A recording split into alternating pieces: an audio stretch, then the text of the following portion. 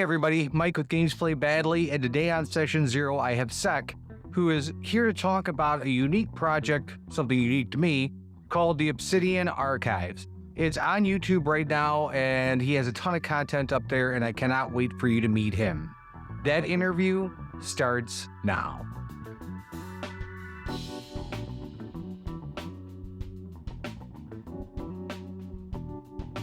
Hey, Sec, how are you? Oh, hey, it's nice to meet you, man. Yeah, it's good to have you on. You have a semi, it's a podcast, but it's not really a podcast. Why don't you tell me more about that? So what I run is a somewhat animated / animatic series known as the Obsidian Archives on YouTube. It's a web series with a lot of like fantasy themes and like elements. It's almost like a love letter to a lot of like D&D stories. But what gives it a unique twist is a lot of the stories are told from a viewer perspective. Usually the stories given are kind of handed to you by like other characters in a modernized fantasy setting, reminiscing on an era that may or may not be fully true or fabricated. The bulk of the story is about an exiled prince named Prince Milan Pendragon from the lands of Albion, who has been cast aside by a bunch of usurpers known as House Dulac, which are basically Lancelot's house. So it's a very Game of Thrones-esque kind of dynamic. Mm-hmm. But the bulk of the dynamic is how he has basically freed his people from a lot of external forces, and he now has a clean slate to do with this kingdom how he sees fit. And he gets a lot of assistance from an adorable little imp creature known as Zeria from the Nether realm. That sounds pretty interesting. Well, what I found fascinating about this was not only the stories are compelling, but the fact that it is the animation style. Why don't you tell me a little bit more about that? Okay, so in the Obsidian Archives web series, what we usually do is we allow different artists and animators to express themselves on a like an episode to episode basis, much like a real life book. When you open it up, like not two books will look identical in terms of like illustration and writing method. Like Mhm. I bet there's like half a dozen books about like Henry VIII, and any of them that would have a picture of him, like, yeah, it'll generally look similar, but like each artist had their own interpretation of what proportionalities are important to a given character, unless specified specifically within history. For example, the Imp and the Prince, the very first one, in my opinion, it's the best one because it has most of the character and nuance. Is done by a friend of mine from, I believe, Mexico, but don't quote me on that. Yan Black. He is a big fan of like a JoJo-esque kind of art style. If you see like the image with the Pope looking person and the fancy nobleman, those have been done by Yan Black. He has a very semi-anime-esque style in how he does things, which and the way he uses his pencil, it kind of has a bit of a folk tale kind of like hatchwork kind of style almost. Mhm. Definitely. Well, now, so do the so when you present these to the artists, they listen to them and then they make their interpretation of the episode. Pretty much. So in because it's an animatic form, like each episode might be anywhere between like 20 and like 30 slides. Mhm. And depending on like the budget, they'll either do it in grayscale and I have to like manually like color it in for the episode. Or, if I'm feeling a little spendy, like I'll have them like do the color as well. But effectively the goal is to make a load of slides, which is enough to tell the story. And then I focus on a lot of panning and zooming to kind of give the viewer a sense of who's talking and where. And maybe I might shake the camera if like an object's being picked up or like chains are being like rattled, etc. It's a Mhm. way to min max a budget with a story that is so in depth and like complex. That was the one thing I really and I was trying to figure out as I was watching it. It very much reminded me. It was reminiscent of something else that I had seen, but I'd never seen it used in this context before. And so I thought for me it was very compelling, and I think you do a really good job with the resources that you have. I mean, considering you're telling me there are 20 or 30 slides per episode, I didn't want for any more or any less. I thought you did a really good job weaving those into the story. Thank you. Yeah, I do. Here's the thing. I grew up on like the Vegas engine. Like if you're familiar with like back in the day they called it Sony Vegas, then they got sold out and they were bought by like Magic X or whatever. It's a very good, well-rounded piece of video editing software. Though it's Hmm. not like the gold standard in like the actual industry, it is really good for like just organizing pictures and slides, but also doing like sound design and editing. Hmm. Basically sound design is almost my like bread and butter when it comes to this thing. Sometimes I wouldn't even make an episode until like the soundscape is done first. Hmm. That way it gives you a sense of like the timing, the positioning, like, you know, what's actually going on, so it feels like an episode minus the visuals basically. Hmm. Yeah, I again, I thought that everything was tied together so well. And I even asked my husband to give it a look because I thought it was so much fun to kind of go through and watch how you created that environment, Hmm. and married that in with an actual play. So I thought that was very, very interesting. So now what when did this all start for you? Okay, so basically, about 4 years ago, we were doing a campaign called the Runic Knights of Runeguard, and I like stories where like you might have like the good guys and the bad guys, but then you kind of throw in like a chaotic wild card third faction just to make things a little bit more complicated. You know, Hmm. because I always think like the two party system is always kind of like, and I'm speaking specifically of storytelling here. Sure, yeah, yeah, yeah, I get you. Um, Everyone simmer down, simmer down. Yeah, exactly.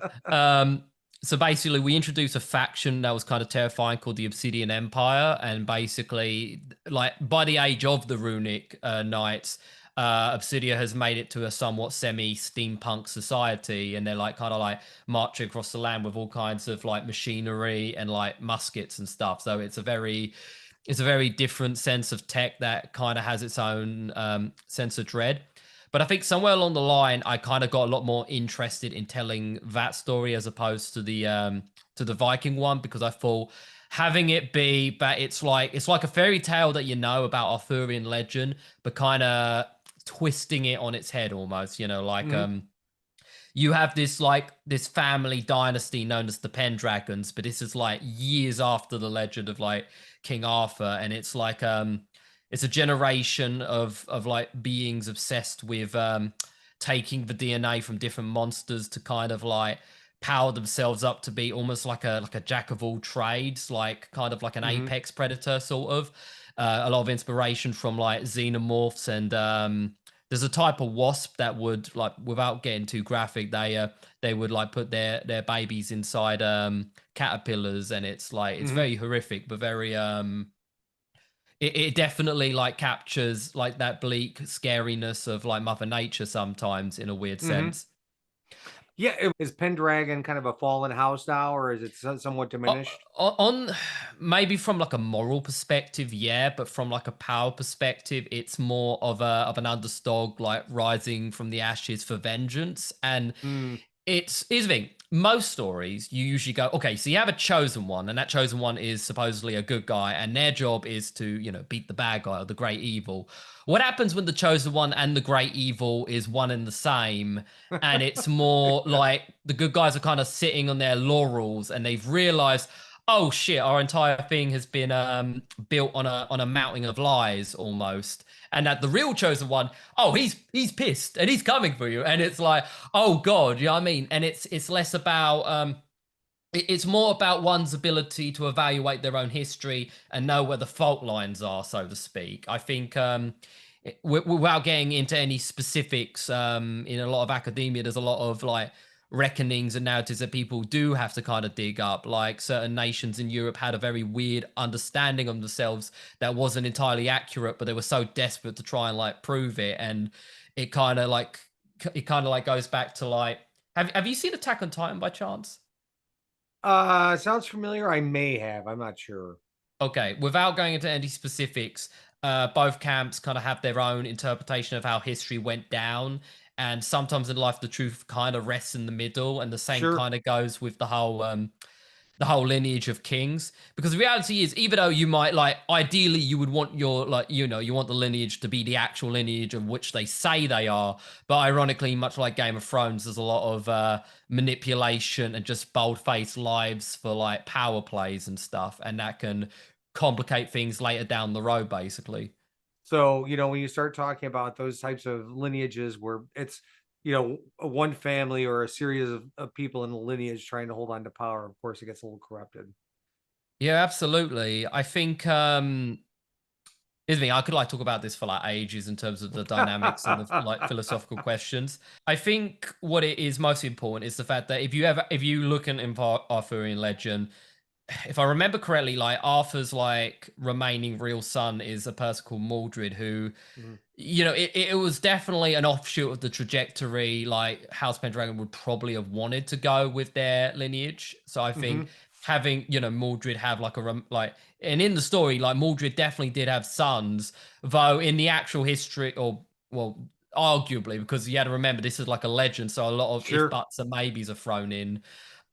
But like I thought, hey, why don't I like remix this, kind of get the ball rolling again, have it be a bit more of a return of the legend, but also um in a very like dishonored kind of like self-destruction almost. Mhm. Yeah, that's what, I was thinking as I was, listening to you speak. We could, again, go on and talk about this for ages, and maybe we'll save that for a separate episode, but, in the meantime, what you have created is, interesting. I think it's unique. The animation process that you go through, I think is awesome. The fact that it's almost like having a guest director. Like, Yes. the cast knows what they're gonna say, but there's a guest director in there who's gonna put some different shots in there and frame some things differently. And that definitely changes the way that the story is told. There's always creative differences. And so I just was curious with the Oh, various if you art styles and the way that they're representing the scenes, if there's ever been something where you've gone back and said, hey, this doesn't work, or is it there enough there to work with where you really don't have to even go back to them and just say okay. redo something? But in terms of disagreements, this is where things get very interesting, all right? And I think this kind of goes down to a very deep philosophical question about the creative process.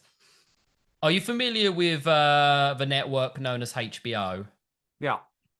Okay, so HBO, they have a bit of a track record where, don't get me wrong, I mean, I like to believe to a certain degree, they're definitely on the right. I mean, they're definitely on like the moral side of things on a lot of things they talk about. But they also like to add a certain level of like gritty realism to anything they talk about. Hmm. And I think it comes down to we all agree that we shouldn't convince people to do bad things, but at the same time, I feel like we do have to present the bad things to know what they are, dissect them. Have some loose commentary, but Hmm. also have like kind of an honest. This is the things were in X time period, Hmm. etc. So with the Obsidian archives, what I like to do with the Prince and the Imp story, I take a lot of influence from the story of Vlad the Impaler. Are you familiar with that Yes. Hmm. legend? Yeah. So Hmm. with the story of Vlad the Impaler, what we have is a somewhat like European like prince who gets borderline traded slash kidnapped by the Ottoman Empire, and a lot of without saying anything, like basically he wasn't treated that well basically, and there was a lot of effed up stuff that like both parties were like up to. There was like impaling, there was people being slaughtered at banquets and stuff, very very crazy Game of Thrones esque kind of things. Hmm. And sometimes me and my producer, we would kind of butt heads on that because sometimes he would think it would be a bit too dark or a little too Sure. graphic. And I think, you're technically allowed to say anything as long as you can provide enough subtext to. The problem is it's viewer literacy. Sometimes you would write a thing, and if it's not literate enough, people could easily, go wild with like, oh my god, it's this or that, without Hmm. like, reading the nitty gritty. Right. I do. Yeah, it's basically boxing it in so that way it can be interpreted in the appropriate manner. Exactly. I take a lot of influence from a lot of like Germanic like legends. Do you like the rise of the Holy Roman Empire with some like Charlemagne and all that jazz? But Hmm. because the Obsidian Archives, like their empire basically lasted for like 1,000 years, and we're kind of at the tail end where we don't know what the future is going to be for this empire, and a lot of it is questions of industrialization, of expanding territory, basically. coalition building and stuff like that. And like the turn of the century was a very dark and hazardous time with a lot of like all the world powers kind of like showing off their weaponry at the expense of a load of like, fighting age men that, yeah, don't get me wrong, they want to show off, but I don't think any of them would sign up for dying in a trench somewhere. I think Sure. that's a bit Yeah. Yeah, it's a it's safe assumption. tragic. It's a bit tragic, you know. So there was a lot of diesel punk stuff that we kind of enveloped in the modern era. We have a lot of like, I actually have some set pieces I could probably like get in. Like we have a character called Tarek. I'm just posting different images like into chat. Like on your end, obviously, I imagine Mhm. there'll be in like an image coming up. So like if you look at like for example this image here, we have Tarek. He's like a butler character. So this is like the era where like butlers became a lot more popular. You have all these books, these paintings, these curios, and especially the old gramophone. Those were like a staple of like the 1920s and so forth, etc. But to him, sometimes, like as I said before, like when it comes to historical time period, you do have to like be careful. Basically, because it's a fantasy setting, we like to play around with like all kinds of like economic divides and stuff and cultural divides, and like sometimes we'll lay down propaganda that would sound like the kind of propaganda they would use to rile people up for certain directions that like the leading classes want them to go, etc. There's a lot of narrative manipulation, but it's always about doing it in good taste, you know? Mhm. Yeah, there's the storytelling itself is paramount, but with the animation and the artwork, I think it really brings it all together. Now, I mean, because you're talking about some fairly potentially complicated storylines. Have you ever had any issues where after you go through an episode, you end up not quite thinking that there's enough coherence there? A tiny bit. That has been a very small thing that we have been wrestling with. I have been trying to like mitigate that by making sure that in the description of every video there's a code written in for like the location, the year, the reigning monarch at the time, and the location, just to like I might have said location twice. Where it will kind of at least contextualize where and when a given story is happening. So that way, when you Hmm. watch, at least you go, okay, so it's this era, these are the people we're following, etc. Hmm. So you don't feel out of place when the story is told. Because I tell you, it'd be awfully confusing if you look at the Cryo arc and then you look at the Prince and the Imp and goes, whoa, when the hell did they get like, treads on vehicles and stuff? Yeah, that might be a little anachronistic. Yeah. Yeah, that's I for everybody who is interested in this, there will be links down below, obviously. And you've seen some of the artwork as it appears in these episodes. I found it entertaining. I unfortunately didn't get a chance to watch enough of it, but I will. Oh, yeah. Um, but I think it's just great what you're doing. I think it's unique in Thank the you. space, and I wish you absolutely the best of luck. Do you have any upcoming projects that you'd like to talk about? So, as I said before, I have like three animators working in shorts. We have some really like, usually what we do, given YouTube's algorithm, we like to make a lot of shorts like once every week because YouTube wants their users to do shorts. It's like you literally cannot survive. But I'm really hyped for a lot of the creativity these artists are doing. Like if you saw like some of the recent ones, we had one where we kind of like did a nod to like Steven Universe and another to like another indie franchise, Hell of Boss. We got like a voice actor that sounds very much like Angel Dust. Mhm. Uh, Usually, we like to find demographics and groups that are already interested in the type of content, just so we could kind of, stick our neck out there and see who like latches on and all Sure, that sure, jazz. yeah. Uh-huh. Well, now with all this going on, because I've been doing this for a while as well. I was doing an episodic piece that was it took a lot of time, a lot of my time, and my husband's time to go through and edit and make sure that we are churning stuff out again for the algorithm and Hmm. on a regular schedule. I would imagine this is fairly time consuming for you. Yes and no. Here's the thing, all right. So the way our business is kind of like structured, I basically I'm like a quest giver, all right. I'm like, okay, animator, here is a manifest, here's the budget, make this thing in a allotted time or whatever. And basically I keep these discs spinning. And as long as I have like more than like 2 or 3 spinning, at least one of them is going to get back to me in a timely manner. And then, you know, I dish that one out. Then the other one catches up. Oh, sorry, I'm late, boss. Okay, don't worry, you got the next one, you know. And it's Yeah, like yeah. you put the track together as the train is still running, basically, like Wallace Right. and Yeah, Gromit. absolutely. I mean, I always call it having one in the hopper. So I always try and Hmm. have interviews or any type of videos I'm going to drop. I always like to be 2 or 3 episodes ahead, so that way, in case something happens and I can't get something out that week, I already have something in as a backup. Absolutely. Absolutely. Yeah. As eloquent as you make it sound, it is still a lot of work. And Mm. you are managing other people, you're managing deadlines, you're managing expectations. And so those types of things are all very difficult to do. I applaud you for your continual content generation and staying above that YouTube algorithm, because Lord knows I can't do it. So, Yeah, like I'm disappointed in the way YouTube's been handling a lot of things. I heard very recently a lot of big creators have recently been demonetized for some reason now, and it's like they keep coming up with a new rule. It's like Simon Says, but Simon yeah, keeps saying more and more insane stuff. So it's like, oh yeah, yeah. Simon Says touch the ceiling, and like maybe like your knees aren't that good, and you can't really touch it, and it's like, what are you doing? I said Yeah. Simon Says, you know, it's The always the out of the the blue. Yeah, the threshold of monetization is brutal, and Mm. anybody who's watching this who has a YouTube channel of their own or is, I don't want to discourage people from doing it because I do it not because I expect to be monetized anytime in the near future, but that as a acquirable goal is very very difficult, because you're looking at 1,000 subscribers. That's one thing alone, which Hmm. you know is what it is, but 4,000 hours of watched video within a 12-month period, and your oldest starts to drop off.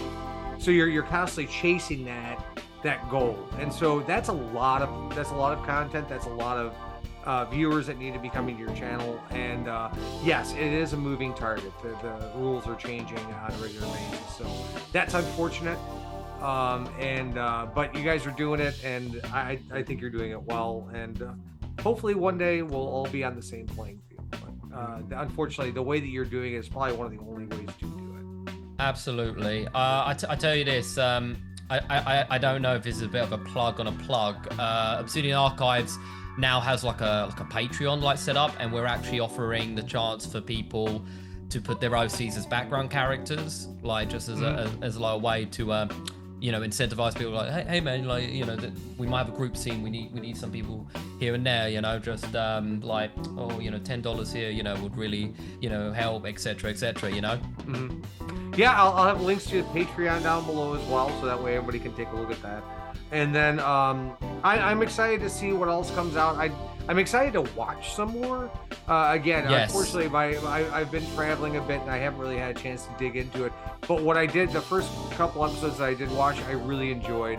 And I highly recommend that everyone check out this very unique take. The artwork is fantastic. The acting is great. And I really, really enjoyed it. So, Sec, I really wish you all the best, and let me know if you have new projects coming up, and pop on the show and we'll talk more about it.